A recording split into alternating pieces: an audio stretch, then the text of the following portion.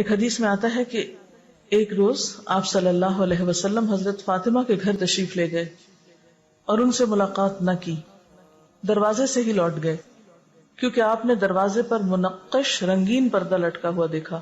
منقش کا کیا مطلب ہے؟ اس کے اوپر خوب کڑھائی ہوئی تھی۔ حالانکہ آپ کا معمول یہ تھا کہ جب بھی سفر سے واپس آتے تو سب سے پہلے حضرت فاطمہ سے ملاقات کرتے، لیکن آپ دروازے تک گئے اور واپس آ گئے۔ اس حدیث کے راوی عبداللہ بن عمر کہتے ہیں کہ جب حضرت علی رضی اللہ تعالیٰ عنہ گھر آئے اور فاطمہ کو غمگین اور پریشان دیکھا تو پریشانی کا سبب پوچھا۔ حضرت فاطمہ نے بتایا کہ آپ ہمارے یہاں آئے اور دروازے ہی سے لوٹ گئے، اندر نہیں آئے۔ یہ سن کر حضرت علی آپ کی خدمت میں حاضر ہوئے اور کہا کہ اے اللہ کے رسول صلی اللہ علیہ وسلم، فاطمہ کو اس بات کا بہت غم ہے کہ آپ ہمارے یہاں گئے اور فاطمہ سے نہیں ملے۔ تو آپ نے فرمایا، مجھے دنیا سے کیا دلچسپی، مجھے رنگین منقش پردوں سے کیا مطلب۔ حضرت علی حضرت فاطمہ کے پاس گئے اور آپ نے جو کچھ فرمایا تھا وہ حضرت فاطمہ کو بتا دیا۔ حضرت فاطمہ نے حضرت علی سے کہا کہ جائیے اللہ کے رسول صلی اللہ علیہ وسلم سے پوچھئے کہ وہ مجھے اس پردے کے بارے میں کیا حکم دیتے ہیں۔ تو آپ نے حضرت علی سے فرمایا کہ جاؤ فاطمہ سے کہو کہ اس پردے کو فلاں کے گھر بھیج دیں، یعنی پیغمبر کا گھر یا پیغمبر کی اولاد کا گھر ایسا نہیں ہونا چاہیے، کیونکہ آپ دنیا کے لیے ایک مثال بھی تھے۔ اگر آپ اور آپ کا گھرانہ ایسی چیزیں استعمال کرتا تو باقی سب لوگ اس سے کہیں آگے بڑھ جاتے۔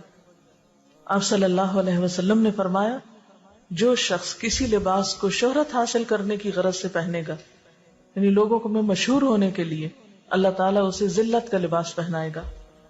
ابن عمر کی روایت ہے کہ رسول اللہ صلی اللہ علیہ وسلم نے فرمایا، جو شخص تکبر کے طور پر اپنا کپڑا لٹکا کر اور گھسیٹ کر چلے گا، اللہ تعالیٰ قیامت کے روز اس کی طرف نظر اٹھا کر بھی نہیں دیکھے گا، یعنی نظر رحمت سے نہیں دیکھے گا۔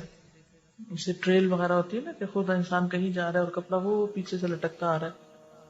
حضرت عائشہ رضی اللہ تعالیٰ عنہا سے روایت ہے کہ ہمارے ہاں ایک پردہ ہوا کرتا تھا، اس پر ایک پرندے کی تصویر بنی ہوئی تھی۔ گھر میں داخل ہونے والا کوئی شخص جو ہی داخل ہوتا تو اسے اپنے سامنے پاتا، تو آپ صلی اللہ علیہ وسلم نے مجھ سے کہا، اسے ہٹا دو۔ میں جب بھی گھر میں داخل ہوتے ہوئے اسے دیکھتا ہوں میرا دھیان دنیا کی طرف چلا جاتا ہے۔ حضرت عائشہ کہتی ہیں کہ آپ نے ہمیں اسے پھاڑنے کا حکم نہیں دیا، یعنی ہٹانے کا حکم دیا، پھاڑنے کا نہیں۔